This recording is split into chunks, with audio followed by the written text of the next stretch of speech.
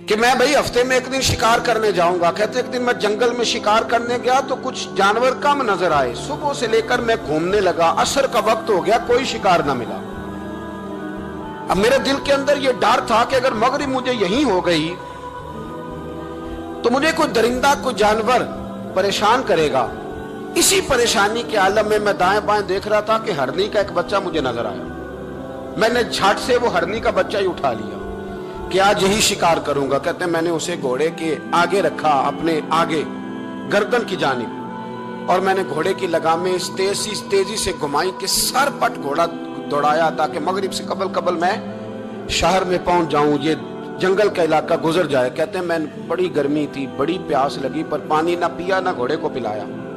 سر پٹ دوڑایا اس ڈر سے کہ کہیں ایسا نہ ہو کہ میں جنگل میں مجھے شام ہو جائے. کہتے ہیں جب میں شہر سے باہر پہنچ گیا تو مغرب کا وقت بھی شروع ہو گیا. کہتے ہیں ابھی میں پہنچا ہی تھا, میں نے وہاں گھوڑے کو روکا, خود بھی پانی پیا, جانور کو بھی پلایا. کہتے ہیں ذرا میں نے آنکھ اٹھا کے دیکھا تو جس ہرنی کا میں بچہ لایا تھا وہ بھی دوڑتی ہوئی میرے پیچھے آ گئی. کہتے ہیں وہ پیچھے میرے کھڑی ہے, پتہ نہیں کہاں سے بیچاری دوڑی. میرا تو گھوڑا تھا اور میں نے تو سانس بھی نہیں لیا. 1.5 گھنٹہ 2 گھنٹے میں بھگاتا لایا اس جلدی میں کہ باہر آنا ہے. کہتے ہیں پلٹ کے دیکھا تو اس کی سانس پھولی ہوئی ہرنی کی اور للچائی نظروں سے مجھے دیکھ رہی ہے. دل کے ایک کونے سے آواز آئی کہ آج تو 2 شکار ہو گئے. بچہ تو پکڑا ہی, اس کی ماں کو بھی قابو کرتا ہوں تاکہ ڈبل شکار ہاتھ آئے گا. کہتے ہیں پھر اندر سے میرا درد بولا, اندر سے میرا رحم بولا کہ ایک ماں اپنا بچہ لینے آئی ہے اور اس طرح تو اسے تکلیف نہیں دی جا سکتی کہ اسے بلیک میل کر کے ماں کو بھی رکھ لیا جائے. کہتے ہیں جب میں نے اس ہرنی کی طرف دیکھا تو اس کی نظروں میں سوال تھا, اس کی نظروں کے اندر سوال تھا, کچھ مانگ رہی تھی.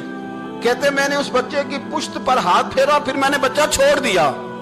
کہتے اس نے پہلے بچے کو بازوؤں میں لیا, پھر اپنی زبان سے اپنا بچہ چاٹنے لگی. کہتے ہیں پھر وہ جب جنگل کی طرف جانے لگی تو ایک دفعہ اس نے میری طرف دیکھا, دوسری دفعہ اس نے آسمان کی طرف دیکھا. زندگی میں مجھے اتنا سکون کبھی نہیں آیا تھا جتنا آج آیا. کہتے میں گھر گیا, عشاء کی نماز پڑھی, باوضو میں بستر پہ لیٹ گیا. لوگوں میرے نصیب دیکھو, مجھے مدینے والے محبوب کا دیدار نصیب ہوا. رسول کریم علیہ السلام میری خواب میں آئے, میں رونے لگا. گھر مہک اٹھا, پھول کھلنے لگے, خوشبوئیں بکھرنے لگی. امام راضی کہتے ہیں کہ سیدہ فاطمہ الزہرا رضی اللہ تعالی عنہ کے دونوں شہزادے حسنین کریمین بیمار ہو گئے تو سیدہ نے منت مانگی کہ بچوں کو شفا ہوگی تو 3 روزے رکھوں گی. شفا ہو گئی, روزے بھی رکھ لیے. اور جب مولا علی شیر خدا روزہ رکھنے کے لیے بیدار ہوئے, سیدہ فاطمہ الزہرا بیدار ہوئی تو امام حسن اور حسین بھی اٹھ گئے. 7-8 سال کی عمر, اماں جی ہم نے بھی رکھنا ہے. صبح کھجور اور دودھ سے روزہ رکھ لیا گیا. این افطاری کے وقت مولا علی کہتے ہیں فاقے چل رہے تھے, کہیں سے میں جون لایا تھوڑے سے. سیدہ فاطمہ الزہرا نے 20 کا روٹیاں پکائیں. وہ وقت جو بڑا مشکل ہوتا ہے افطار کا, کہتے ہیں اس وقت جب کھانے کے لیے بالکل ہاتھ آگے بڑھنے لگے اور امید تھی کہ ابھی سیدنا بلال اللہ اکبر کہیں گے تو روزہ کھلے گا, لیکن ابھی چند ہی منٹ رہتے تھے کہ دروازے پر ایک فقیر نے صدا دی. کہنے لگا سارے مدینے کے دروازے کھٹکھٹا آیا ہوں, قحط ہے, فاقہ ہے. اے رسول اللہ کے خاندان والو, میں یتیم ہوں. کسی نے بتایا ہے کہ اور کوئی دروازہ کھلے نہ کھلے, سیدہ کا دروازہ تیرے لیے ضرور کھلے گا. کیا یتیم کو روٹی ملے گی؟ تو حضرت مولا علی نے بچوں کی طرف دیکھا ہی تھا کہ امام حسن ساری روٹیاں جا کے دروازے پہ دے آئے. کھجور اور پانی سے افطار ہو گیا. صبح پھر کھجور اور دودھ سے روزہ رکھا. امام راضی کہتے ہیں این وہ وقت جب افطار کا ٹائم آیا تو پھر دروازے پہ کسی نے صدا دی. کہا رسول اللہ کے خاندان والوں, میں مسکین ہوں, رات سے روٹی کھائی ہے, نہ صبح کھا سکا نہ دوپہر. کسی نے بتایا ہے کہ اس دروازے سے خالی کوئی نہیں جاتا. امام حسن نے پھر سارا لنگر اٹھایا اور پھر جا کے دے دیا. تیسرا دن پھر ہوا. مجھے لگتا ہے کہ جب افطار کا ٹائم آیا ہوگا نا تو یہ خود ہی سارے دروازے پہ دیکھتے ہوں گے, یہ کوئی آیا نہیں لینے والا ابھی تک. لگتا ہے کہ نظریں دروازے پہ تھیں. این افطار کے وقت 3 روٹیاں جب جوں کی پک کے آئی, ایک بھکاری نے صدا دی, کہنے لگا میں قیدی ہوں, آج ہی قید سے رہائی ملی ہے، پہلے دن کسی کے دروازے پہ صدا ملی ہے، دی ہے روٹی ملے گی۔ امام حسن وہ کھانا دے کے واپس لوٹے، کھجور اور پانی سے افطار ہوا، اور جیسے ہی مسجد نبوی میں تینوں باپ بیٹا نماز پڑھنے گئے تو مولا علی کہتے ہیں مجھے بتانا نہیں پڑا، رسول کریم نے میری طرف دیکھ کے فرمایا علی تیرا، فاطمہ کا، حسن اور حسین کا تینوں دن والا عمل خدا کو بھی بڑا پسند آیا ہے اور محمد مصطفیٰ کو بھی بڑا پسند آیا، بڑا پسندیدہ عمل۔ میں کہتا ہوں کہ حضرت فاطمہ نے نا ان کی تربیت پہلے ہی کر دی تھی، تین دن بغیر افطار کے روزہ رکھنے کی، وہ ٹریننگ گھر سے ہو چکی تھی۔ اب میدان کربلا میں 3 دن بھوکا پیاسا رہنا ان کے لیے مشکل نہیں تھا۔ حضرت جناب سیدہ زینب بنت ابی رافع کہتی ہے کہ سیدہ فاطمہ الزہرا نا ایک دن اپنے دونوں شہزادوں کو لے کے، جب حضور کی طبیعت مبارک بظاہر علیل تھی جس میں حضور کا وصال ہوا، دونوں شہزادے لے کے سیدہ فاطمہ نبی کریم کی بارگاہ میں گئی، کہنے لگی یا رسول اللہ میرے بچوں کو کچھ دیجئے سیدہ پاک۔ تو حضور اٹھ کے بیٹھ گئے، اس کندھے سے امام حسن کو لگایا اور اس سے امام حسین کو لگایا، اور فرمایا فاطمہ یہ جو میرا حسن ہے نا اس کو میں اپنی ہیبت اور سرداری دیتا ہوں، اور فرمایا یہ جو میرا حسین ہے نا حسین کو میں اپنی جرت اور سخاوت دیتا ہوں، میرا حسین جرت مند ہوگا اور سخی ہوگا۔ داتا گانج بخش علی حجویری، امام الاولیاء سید الاصفیاء، داتا صاحب کشف المعجوب میں فرماتے ہیں ایک دن نا امام حسین کے پاس ایک شخص آیا بڑی دور سے کچھ مانگنے کا، حضور کچھ دیجئے۔ وہ شخص کہتا ہے کہ میرا ظرف یہ تھا کہ 4-5 دینار ملیں گے، تو امام حسین فرمانے لگے تھوڑی دیر بیٹھ جا، رزق آ رہا ہے۔ تو امام حسین کو حکومت وقت کی طرف سے نا 5 تھیلیاں ملی، جس میں ایک تھیلی میں 500 اشرفیاں تھیں، 5 تھیلیاں آئیں، لیکن اس کو آنے میں نا ذرا دیر ہو گئی۔ وہ 5 تھیلیاں جب آئی نا تو امام حسین اس کی طرف 5 تھیلیاں بڑھا کے نا، ذرا دیکھنا میری طرف غور سے، 5 تھیلیاں بڑھا کے نا تو فرمانے لگے میاں جتنا تجھے انتظار کرایا نا اتنی ہم تیری حاجت پوری نہیں کر سکے، تو یہ نہ محسوس کرنا کہ حسین کے دروازے پہ بیٹھا بھی رہا ہوں تو ملا کیا ہے، یہ نہ محسوس کرنا۔ وہ شخص کہتا ہے جب میں نے وہ تھیلیاں کھولی اور پھر میری نظر امام حسین پہ پڑی تو میرے اندر سے آواز آئی اگر حسین ابن علی اتنے سخی ہیں تو محمد عربی کتنے سخی ہو۔ اگر یہ معیار ان کا ہے، ان کا یہ معیار ہے، اور خود بھیک دیں خود ہی کہیں منگتے کا بھلا ہو، خود کہنے لگے جتنا انتظار کرایا ہے اتنی تیری مدد کر سکے، یہ سخاوت کا معیار تھا، یہ طریقہ تھا۔ ایک دفعہ سیدنا امام حسین رضی اللہ تعالیٰ عنہ کے گھر کے اندر نا 5000 دینار آئے، مسجد میں تھے، آپ کو 5000 دینار ملے تو امام زین العابدین کہتے ہیں کہ مسجد سے لے کر گھر آنے تک امام حسین نے 5 کے 5000 اللہ کے رستے میں خیرات کر دی۔ فرماتے میں نے کہا ابا جی 5 دینار کی گھر میں ضرورت تھی، مالاں والے سخی نہیں ہوندے تے سخیاں کل مال نہیں ہوندا، ایتھے اوتھے دوویں جہانی سخی کنگال نہیں ہوندا۔ کہا ابا جی 5 دینار کی گھر میں ضرورت تھی، تو کہتے ہیں مجھے فرمانے لگے بیٹا یہ جن کو میں نے دیا ہے نا یہ گھر کے لیے ہی دیا ہے، یہ گھر کے لیے ہی دیا ہے، جن کو دیا ہے تمہارا کیا خیال ہے یہ باہر خرچ ہوا ہے، یہ گھر کے لیے ہی ہے۔ اس لیے کہ جب انسان دوسروں پر شفقت کرتا ہے تو اللہ اس کے گھر پہ رحمت فرماتا ہے۔ امام حسین کے مزاج میں پہلی بات میں نے ذوق عبادت کی عرض کی، دوسری بات عرض کر رہا ہوں کہ صحابہ حضرت اسامہ بن زید بڑے پیارے ہیں میرے نبی کریم کے، بڑے پیارے۔ حضرت اسامہ بن زید کے بارے میں سیدہ عائشہ صدیقہ فرماتی ہیں ان کے ناک سے اگر ریٹھ نکلتی تھی تو اللہ کے رسول اپنے دستے مبارک سے صاف کر دیتے تھے، اور سرکار فرماتے تھے کہ اگر اسامہ لڑکی ہوتا نا، ان کے غلام کے بیٹے تھے حضرت زید بن عار، اگر یہ لڑکی ہوتا میں اسے زیور پہناتا۔ بڑے پیارے تھے، لیکن جب ان کا آخری وقت آیا نا تو 60,000 دینار کا قرضہ تھا، رشتہ داروں سے کہا، دوستوں سے کہا، یاروں سے کہا، پر قرض ادا نہیں ہو رہا تھا۔ حضرت اسامہ بن زید کہتے ہیں بڑا پریشان تھا۔ جب حد ہو گئی نا تو حضرت اسامہ بن زید فرمانے لگے جاؤ کوئی حسین ابن علی کو خبر کرو، ان سے کہو میں نا غلام ہوں آپ کے نانا کا، مقروض دنیا سے چلا گیا تو کیا بنے گا۔ امام حسین کو خبر ملی تو دوڑے آئے۔ لاجپال اس پیر کو نہیں کہتے، جو تگڑا نذرانہ لے کے تو ماتھا چوم لے، لاجپال تو اس کو کہتے ہیں کہ جب ضرورت پڑے تو وہ سر پہ موجود ہو۔ حضرت سیدنا امام حسین تشریف لائے تو جناب اسامہ بن زید رو پڑے، کہنے لگے حضور میں نے نا غلامی کی ہے آپ کے نانا کی، اور اس غلامی پہ ناز ہے، اب 60,000 دینار کا قرضہ لے کے دنیا سے جاؤں گا تو میری قبر پہ بوجھ رہے گا۔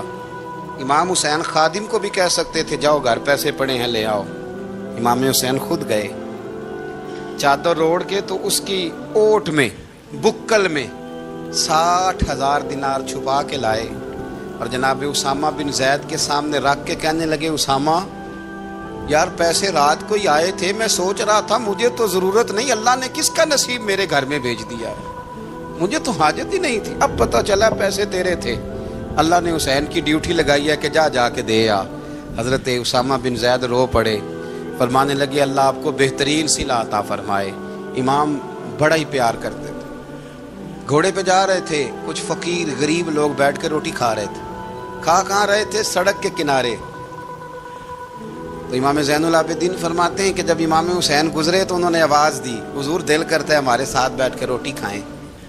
کائنات کے مالک و مختار کے نواسے اور دنیا کے سب سے بڑے شہزادے گھوڑے سے اترے اور غریبوں کے ساتھ سڑک پہ بیٹھ گئے، روٹی کھانے لگے اور دیر تک کھاتے رہے، اور جب فارغ ہو گئے تو فرمانے لگے کھانے کی ضرورت بھی نہیں تھی، حاجت بھی نہیں تھی، پر تم نے آواز دی تو دل رکھنے کو بیٹھ گیا تھا، اگر اجازت دے تو چلا جاؤں۔ یہ مزاج تھا، یہ طبیعت تھی۔ آپ کے ایک بھائی ہیں چھوٹے، حضرت محمد بن حنفیہ نام ہے، حضرت مولا علی شیر خدا رضی اللہ تعالیٰ عنہ کی دوسری بیوی سے۔ ایک دن حضرت امام حسین ان کے گھر میں بیٹھے تھے تو کسی بات میں نا اختلاف رائے ہو گیا، تو امام علی مقام ناراض ہو گئے، فرمایا آج کے بعد تیرے گھر نہیں آؤں گا، رومال اٹھایا چلے گئے۔ لوگوں نے حضرت محمد بن حنفیہ رضی اللہ تعالیٰ عنہ سے کہا حسین تو ناراض ہو گئے، کبھی نہیں آئیں گے۔ آپ فرمانے لگے بھائی تمہارا ہے کہ میرا؟ جی بھائی تو آپ کے ہیں۔ فرمایا اگر کہو تو چند منٹوں میں حسین واپس آئے۔ جناب ناراضگی ہو گئی ہے۔ فرمایا ناراضگی ہوئی ہے پر میں اس کے دل کی نرمی کو تو جانتا ہوں، اس کے مزاج کے اندر جو محبت ہے اس سے تو ابھی آئے۔ کہ جناب وہ کیسے؟ فرمانے لگے دیکھنا ذرا۔ تو امام حسین نے خط لکھا، حضرت محمد بن حنفیہ نے رکا لکھا، کہنے لگے حسین میرے باپ کا نام بھی علی ہے اور آپ کے باپ کا نام بھی علی ہے، پر ایک فضیلت ایسی ہے جس میں میں آپ کا مقابلہ نہیں کر سکتا، وہ یہ ہے کہ آپ سیدہ فاطمہ الزہرا کے لال ہیں، اب محمد مصطفیٰ علیہ السلام کے نواسے ہیں۔ کہنے لگے بھائی جان آپ نے نانا جان کی وہ حدیث تو سنی ہوگی کہ دو لوگ ناراض ہو جائیں تو جو صلح پہلے کرے جنت میں پہلے جائے گا۔ فرمانے لگے دل میرا کر رہا تھا کہ پہلے صلح کر لوں، لیکن پھر بڑے بھائی کو پشت کروں گا جنت میں جاتے ہوئے، یہ بھی تو بے ادبی ہے نا۔ اب خط میں نے لکھ دیا ہے، آپ کا جو ارادہ ہو۔ امام حسین نے خط پڑھا تو آنکھوں میں آنسو آ گئے، پھر سے رومال اٹھایا۔ بچے پوچھنے لگے کہاں جا رہے ہیں؟ کہا بھائی کے گھر جا رہا ہوں۔ کہا آپ تو ناراض تھے؟ فرمایا تھا ناراض پر ہے تو میرا بھائی نا، ہو گئی بات ختم۔ بڑی دل میں نرمی، طبیعت میں سوز، لہجے میں گداز۔ حضرت امیر معاویہ رضی اللہ تعالیٰ عنہ نے ایک شخص کو بھیجا مدینہ منورہ شام سے، تو اس نے کہا میں نے امام حسین سے ملنا ہے، تعارف کیا ہے؟ جناب امیر معاویہ فرمانے لگے مسجد نبوی میں جانا جس کے گرد لوگ سب سے زیادہ ادب سے بیٹھے ہوں اور جس کی باتیں سب سے زیادہ میٹھی ہوں اور جس کی نظریں سب سے زیادہ جھکی ہوں اور جس کے چہرے پر تمہیں سب سے زیادہ وقار نظر آئے وہی علی کے بیٹے حسین ہوں گے۔ جو سب سے زیادہ تمہیں وہاں ماحول کے اندر جو شخص نظر آئے پوچھنے کی ضرورت نہیں پڑے گی۔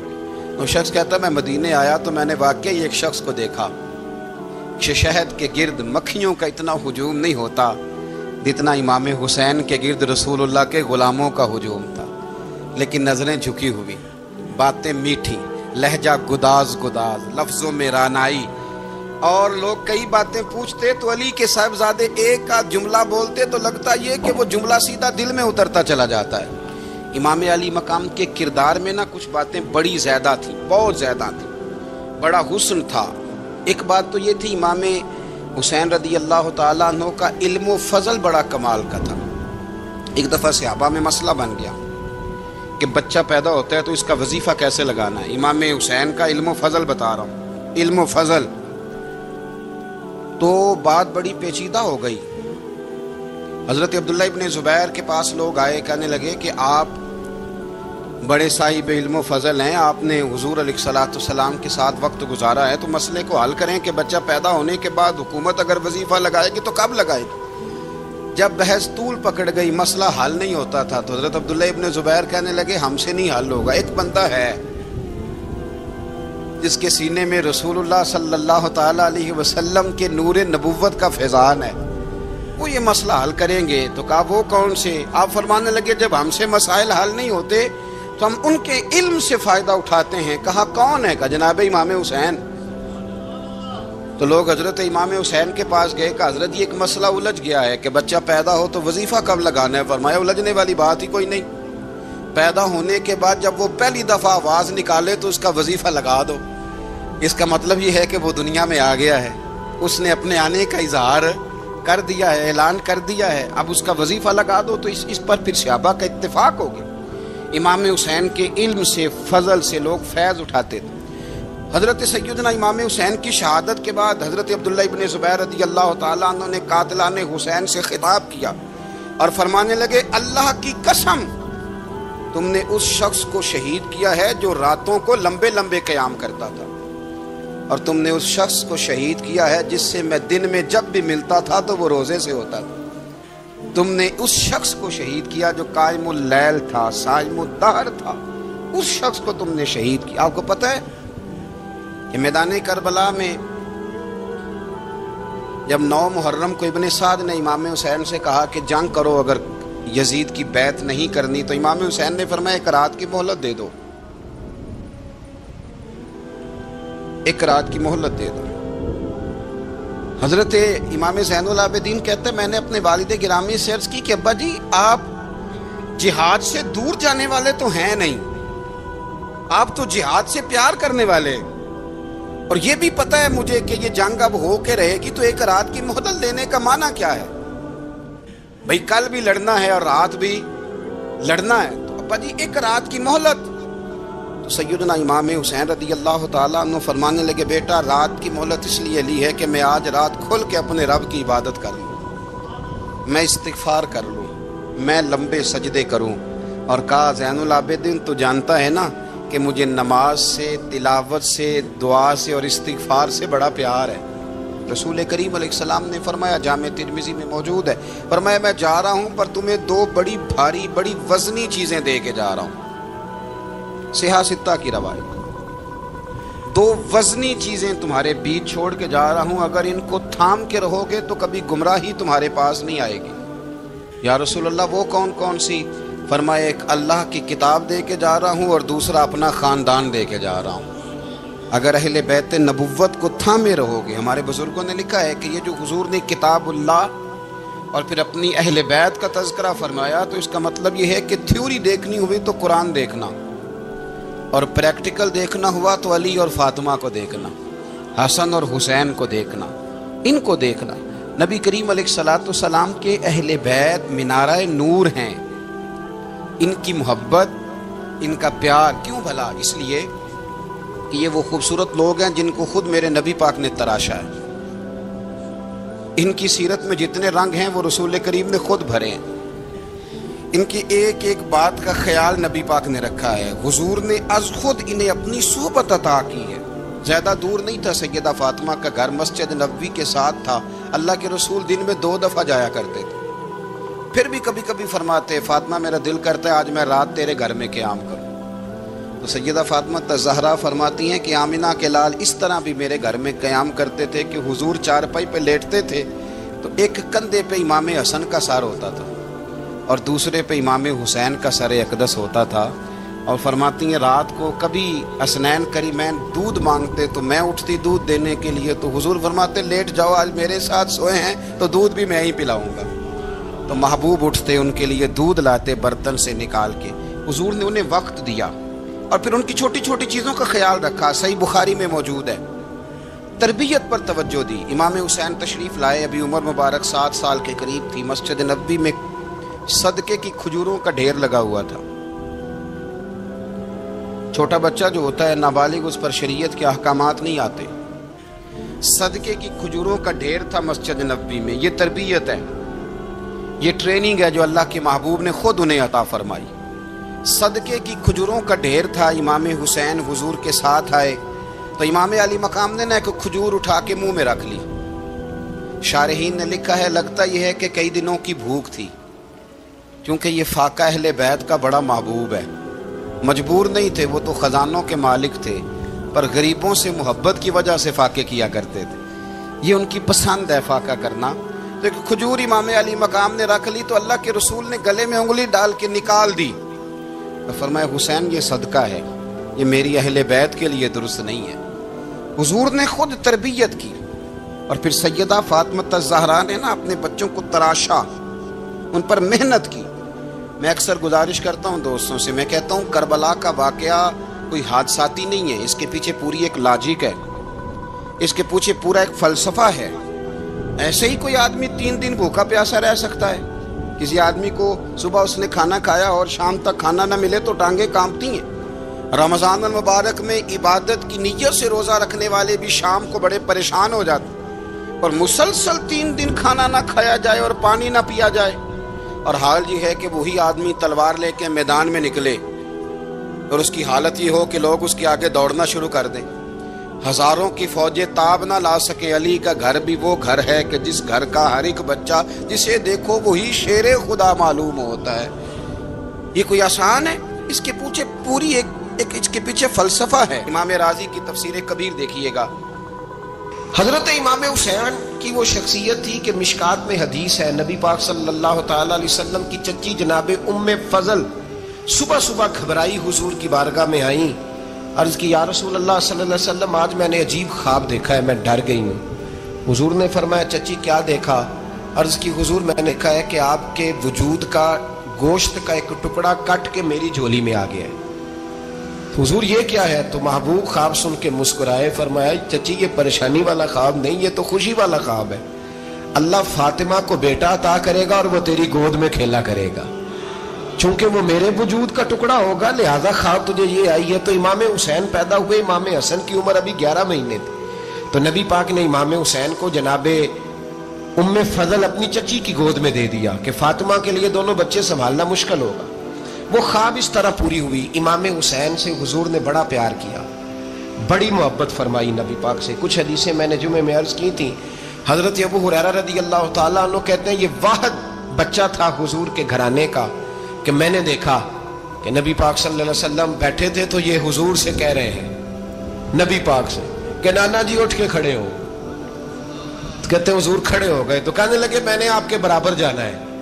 بچے جو مرضی ضد کر لیتے ہیں نا. قد چھوٹا تھا، عمر 7.5 سال تھی. کہنے لگے نانا میں نے برابر جانا ہے. تو نبی پاک صلی اللہ علیہ وسلم نے ہاتھ پکڑ لیے، فرمایا چل پھر ہو جا برابر. تو حضرت ابو ہریرہ کہتے ہیں انہوں نے حضور نے ہاتھ پکڑے اوپر کھینچا تو امام حسین نے پہلے اپنے پیر حضور کے گھٹنوں پہ رکھے، پھر نبی پاک کے سینے پہ رکھے، اور جب ان کا قد سر تھوڑا سا حضور سے اونچا ہو گیا تو محبوب فرمانے لگے چل بس کر، تو نے تو کہا تھا آپ کے برابر ہونا ہے، تو اوپر نکل گیا ہے، چل بس کر. فرماتے پھر امام حسین نے زبان باہر نکالی تو محبوب ان کی زبان چوسنے لگے، پھر ساتھ لٹا لیا اور انہیں سونگھنے لگے. تو میں نے عرض کی حضور آپ حسین کو سونگتے کیوں ہیں؟ تو فرمایا ابو ہریرہ مجھے حسین کے وجود سے جنت کی خوشبو آتی ہے، مجھے حسین کے وجود سے جنت کی.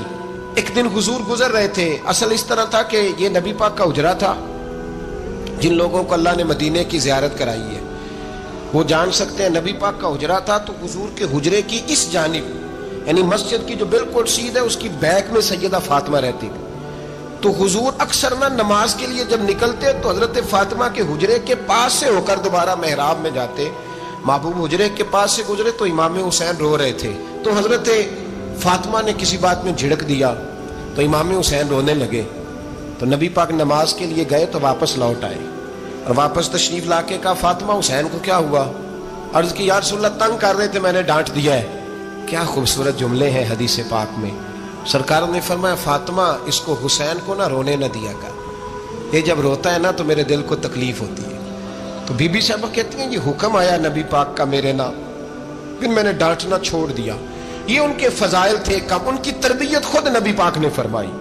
پہلی بات تو یہ ہے کہ نبی پاک نے دعا مانگی تھی, یا اللہ میرے گھر والوں کو زیادہ روزی نہ دینا, انہیں ایک وقت روٹی دینا, ایک وقت کی بھوک دینا. یہ جو 10 دن کربلا میں انہیں ٹینشن نہیں نہ ہوئی, انہیں عادت تھی فاقہ کرنے کی, انہیں 3 دن وصلی روزے رکھنے کی عادت تھی. پہلی بات. دوسرا یہ کہ جہاد کی تربیت حضور خود کراتے تھے.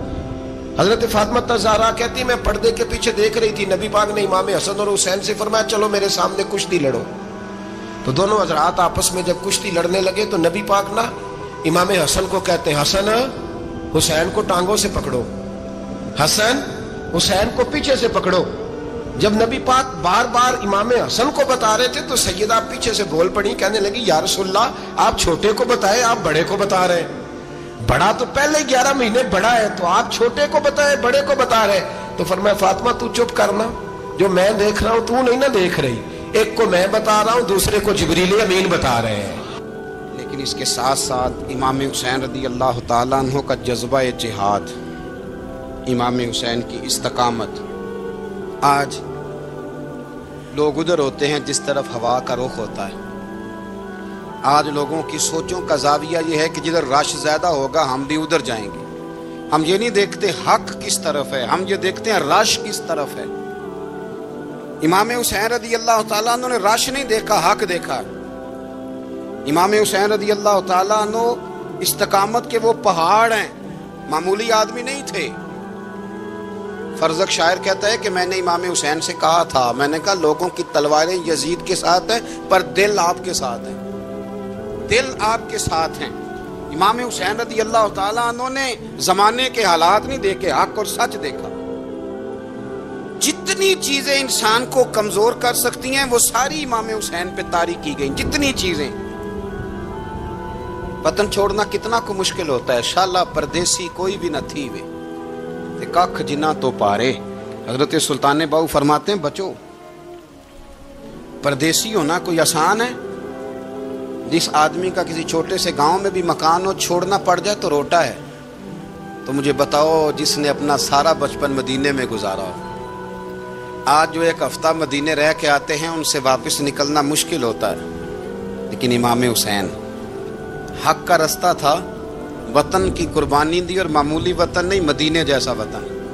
اور جب کھڑے تھے نا امام حسین رضی اللہ تعالیٰ عنہ رجب میں نکل رہے تھے مدینے سے, تو کوئی شاعر کہتا ہے دور کھڑے ہو کے انہوں نے گویا کہا تھا آقا تیرے کرم کے خزینے کی خیر ہو, میں جا رہا ہوں تیرے مدینے کی خیر ہو. امام حسین نے وطن چھوڑا, کوئی لغزش نہیں پیروں میں, کوئی نہیں. شہزادوں والی زندگی تھی, مسجد نبوی کے امام تھے, نبی کریم علیہ السلام کے روضہ اطہر پر تشریف رکھتے تھے. زمانہ حیا کرتا, شان و شوکت تھی, پر حق کے لیے چھوڑا. نکل کر خانقاہوں سے ادا کر رسم شبیری. اور پھر بڑا مشکل ہوتا ہے, جس شخص کے ساتھ بچے اور عورتیں ہوں وہ تو یہ کہہ کے لڑائی سے جان چھڑاتا ہے کہ میرے ساتھ فیملی ہے, نہ ہوتی تو تجھے بتاتا. پر امام حسین کو اولاد بھی کمزور نہیں کر سکی, عورتوں کا ساتھ ہونا کمزور نہیں کر سکا. پھر امام علی بھوک کتنا مشکل کام ہے. آج لوگ کہہ نہیں دیتے کہ میں تو اس لیے گناہ کرتا ہوں کہ رشوت اس لیے لے لیتا ہوں کہ بچے چھوٹے ہیں. 10 دنوں کی کم و بیش سفر, 3 دنوں کی بھوک اور پیاس, پر حق کے رستے میں امام حسین کو کوئی چیز کمزور نہیں کر سکی. اور پھر وہ جتنی باتیں لوگ کہہ سکتے تھے وہ ساری کہیں گئیں, ساری. اور آ کے عرض کرنے لگا حضور یہ کوئی معمولی دشمن نہیں, یہ وہ ظالم ہے جو لاشوں پہ بھی گھوڑے دوڑا دیتے ہیں. تو امام علی مقام فرمانے لگے جو شہادت کا جذبہ لے کے نکلے وہ پھر انجام نہیں دیکھا کرتا. وہ انجام, وہ جتنی چیزیں جو استقامت کے رستے میں آ سکتی ہیں وہ ساری چیزیں رستے میں آئیں, پر امام علی مقام نے کسی چیز کی پرواہ نہیں کی. آج کا مسئلہ یہ ہے کہ آج لوگوں میں استقامت نہیں ہے. رات کو کچھ ہوتے ہیں, سویرے کچھ ہوتے ہیں, دوپہر کو کچھ ہوتے ہیں, شام کو کچھ ہوتے ہیں. ہمارا کل انداز تکلم کچھ اور ہوتا ہے, صبح کچھ اور ہوتا ہے. امام علی مقام میدان میں رہے, ایک میت گھر میں ہو جائے تو کئی دنوں تک آنکھ کھلتی نہیں, ہوش رہتا نہیں. سب سے زیادہ مصائب امام حسین نے دیکھے. سب سے زیادہ. اور گھوڑے پر بیٹھنے سے پہلے پہلے ساری تکلیفیں آپ دیکھ چکے تھے. باپ کا جنازہ اٹھانا آسان ہوتا ہے, بیٹے کا جنازہ اٹھانا بڑا مشکل ہوتا ہے. پر امام حسین نے بیٹوں کے جنازے اٹھائے. حضرت علی اصغر کی لاش کو امام حسین نے اپنے دست مبارک سے دفن کیا, اور جناب علی اکبر کی میت کو جب آپ اٹھا کے لا رہے تھے تو سیدہ زینب فرماتی ہیں کہ مجھے یوں کبھی لگتا تھا حسین کا قد بڑا ہے اور کبھی لگتا تھا علی اکبر کا قد بڑا ہے. اور فرماتی ہیں کہ پھر حضرت قاسم بن حسن کو بھی وہ اٹھا کے لائے, اور جناب عباس کے وجود سے الگ ہونے والے بازو انہوں نے لا کے حضرت عباس کے وجود کے ساتھ بھی رکھے. انہوں نے یہ سارا منظر دیکھا, لیکن جب حسین ابن علی اپنی دفعہ گھوڑے پہ سوار ہوئے تو لگتا یہ تھا کہ ان سے زیادہ بہادر کوئی نہیں. ایک جملہ بھی یزیدی فوج کے سامنے امام حسین نے کمزور نہیں کہا, ایک جملہ بھی, ایک فکرہ بھی کچا نہیں بولا, کہیں بھی کوئی منت نہیں کی, کسی جگہ بھی ان کے پائے استقلال میں کوئی لغزش نہیں آئی. جب لوگوں کو پتہ چل جائے کہ اب سامنے موت ہی موت ہے, سوائے اس کے چارہ کچھ بھی نہیں, تو بہت سا جو رخصت اور اجازت تو دین بھی دیتا ہے, پر امام حسین کسی جگہ کسی رخصت پر عمل کرتے نظر نہیں آتے. ڈٹ کے بات کی, ڈٹ کے, اور پھر جب میدان میں نکلے اللہ اکبر, تو ابن سعد کہنے لگا کہ اگر دو دو کر کے ایک ایک کر کے جاؤ گے تو یہ 45,000 کا لشکر سارا حسین کاٹ ڈالے گا.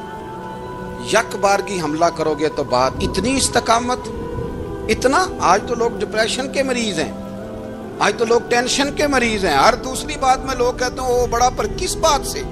مطلب کیا آپ نے زندگی میں صرف جاب نہیں مل رہی, صرف بیماری آ گئی, صرف خرچہ نہیں گھر میں بڑا, کس بات کا ڈپریشن؟